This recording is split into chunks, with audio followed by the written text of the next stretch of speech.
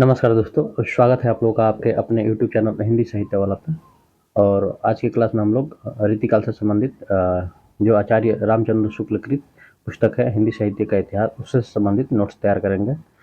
एक बार आप लोगों को याद दिलाना चाहेंगे कि इससे पिछली कक्षाओं में हम लोगों ने आदिकाल और रीतिकाल से संबंधित कुछ नोट्स तैयार कर लिए थे, ठीक है, और उनको समाप्त कर दिया था। अब हम लोग भक्ति काल के बाद जस्ट नेक्स्ट टॉपिक पे चलेंगे, जिसका नाम है रीतिकाल, जिसको हम लोग आज पढ़ेंगे। तो चलिए हम लोग रामचंद्र शुक्ल जी के नज़रिए से उन्होंने क्या लिखा है, क्या सोचते हैं इसके बारे में और क्या अपने विचार दिए हैं, तो उससे संबंधित नोट्स तैयार करेंगे। तो चलिए शुरुआत करते हैं।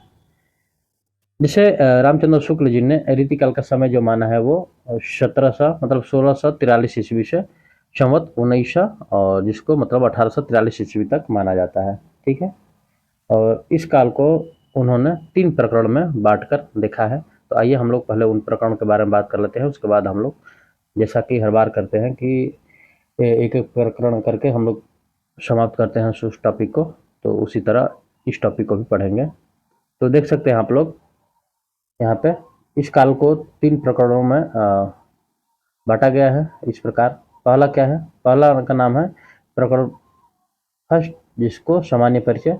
प्रकरण जो दूसरा है उसको रीति ग्रंथकार कवि, और तीसरे प्रकरण में यह रीतिकाल के अन्य कवियों को रखते हैं, ठीक है।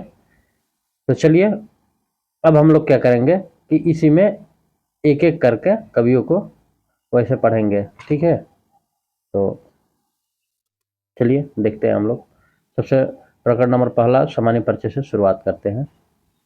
तो सामान्य परिचय में आप लोग देख सकते हैं, जैसे कि सबसे पहला पॉइंट है कि इस प्रकरण में आचार्य शुक्ल जी ने हिंदी कविता के विकास लक्षण, ग्रंथ परिपाटी तथा रीतिकाल के प्रवर्तन की समस्या का विश्लेषण करते हुए केशव दास एवं इस काल की सामान्य प्रवृत्तियों पर विचार किया है।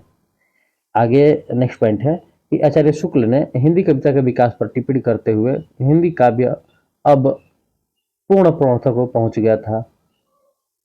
नेक्स्ट पॉइंट है कि लक्षण ग्रंथ परिपाटी के संदर्भ में शुक्ल जी का मानना है कि, और वो लक्षण परिपाटी के ग्रंथ के संदर्भ में क्या मानते हैं, तो आइए यहाँ पर है इन्वर्टेड कामा में देख सकते हैं हम लोग, जैसे कि हिंदी में लक्षण ग्रंथ की परिपाटी का पर रचना करने वाले जो सैकड़ों कवि हुए वे आचार्य कोटि में नहीं आ सकते, वे वास्तव में कवि ही थे, उनमें आचार्यत्व के गुण नहीं थे। उनके अपर्याप्त लक्षण साहित्य शास्त्र का सम्यक बोध कराने में असमर्थ है। बहुत स्थलों पर तो उनके द्वारा अलंकार आदि के स्वरूप का ठीक ठीक बोध नहीं हो सकता है, कहीं कहीं तो उदाहरण भी ठीक नहीं है। ये शुक्ल जी के विचार है। चलिए नेक्स्ट पॉइंट देखते हैं। नेक्स्ट पॉइंट है शुक्ल जी का कि शुक्ल जी ने रीतिकाल के आरंभ के बारे में कहा है, और क्या कहते हैं कि इसमें संदेह नहीं कि काव्य रीति का सम्यक समावेश पहले पहल आचार्य केशव ने ही किया, किंतु हिंदी रीति ग्रंथों की अखंड परंपरा चिंतामणि त्रिपाठी से चली, अतः रीतिकाल का आरंभ उन्हीं से मानना चाहिए। तो देखिए एक क्वेश्चन यहाँ से बन जाता है कि जब पूछ देगा कि शुक्ल जी रीतिकाल का आरंभ किस कवि से मानते हैं, तो चिंतामणि त्रिपाठी से। देखिए ये बड़ी भेद है, ठीक है। केशव दास सुनने को मिलेंगे, लेकिन शुक्ल जी ने चिंतामणि त्रिपाठी को माना है, तो आप लोग ध्यान दीजिएगा। चलिए अब केशव दास जो इसमें महत्वपूर्ण कवि एक हैं, तो इनके बारे में हम लोग कुछ महत्वपूर्ण बातें देखेंगे। चलिए केशवदास जी के बारे में पढ़ते हैं। जैसे पहला पॉइंट है कि केशव के प्रसंग में यह पहले कहा जा चुका है कि वे काव्य में अलंकारों का स्थान प्रधान समझने वाले चमत्कारवादी कवि थे। दूसरा पॉइंट है कि केशव ने हिंदी पाठकों को काव्यांग निरूपण की उस पूर्व दशा का परिचय कराया जो भामा और उद्भट के समय थी, उस उत्तर दशा का नहीं जो आनंद वर्धनाचार्य, मम्मट और विश्वनाथ द्वारा विकसित हुई। चलिए नेक्स्ट पॉइंट पे बढ़ते हैं, और नेक्स्ट पॉइंट है कि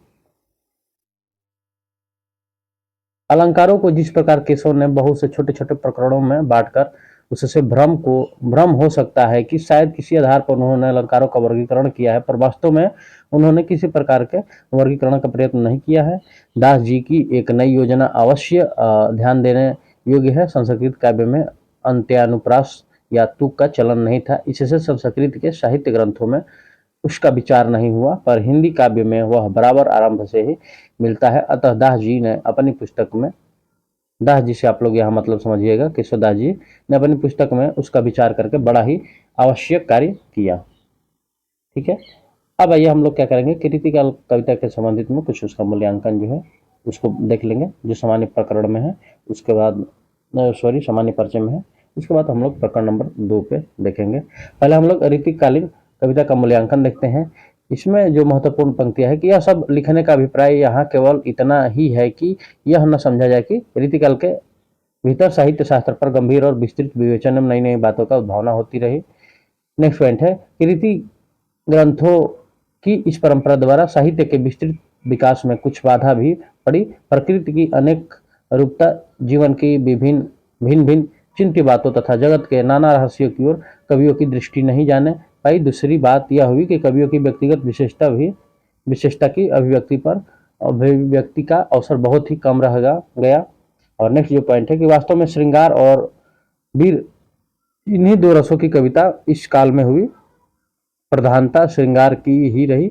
इससे इस काल को इस रस के विचार से कोई श्रृंगार कहे तो कह सकता है। श्रृंगार के वर्णों को बहुतेरों कवियों ने अश्लीलता की सीमा तक पहुंचा दिया था। इसका कारण जनता की रुचि नहीं, आश्रयदाता राजा महाराजाओं की रुचि थी, जिनके लिए कर्मण्यता और वीरता का जीवन बहुत कम रह गया था। तो दोस्तों आज हम लोगों ने प्रकरण नंबर 1 को देखा, जिसका नाम था सामान्य परिचय, और उससे संबंधित जो नोट्स थे, यही थोड़े बहुत नोट्स हैं, इंपॉर्टेंट लाइन, तो हम लोगों ने उसको देखा। नेक्स्ट क्लास में हम लोग प्रकरण नंबर 2 को देखेंगे, जिसका नाम है रीति ग्रंथकार कवि, और इसमें ठीक ठाक हम लोगों को सामने नोट्स होगा। ठीक है, तो आज के लिए हम लोग इतना ही रहने देते हैं। और जो हमारे दोस्त नए हैं हमारे चैनल पर, आप लोग को वीडियो अच्छी लगी हो तो चैनल को आप लोग लाइक, सब्सक्राइब और शेयर जरूर कीजिए, और हमारे साथ जुड़ जाइए। हम लोग परीक्षा तक आने वाले UGC net, JRF, TET, PET, चाहे जो भी एग्जाम होगा हिंदी से संबंधित, उसके लिए ये महत्वपूर्ण क्लासेज है।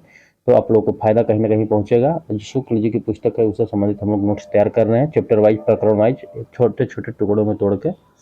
तो ठीक है दोस्तों, वीडियो लगी हो अच्छी तो एक बार आप लोगों से फिर निवेदन है कि चैनल को लाइक, सब्सक्राइब और शेयर कीजिए। मिलते हैं आप लोगों से नेक्स्ट वीडियो में नेक्स्ट प्रकरण के साथ। तो आज के लिए इतना ही, धन्यवाद।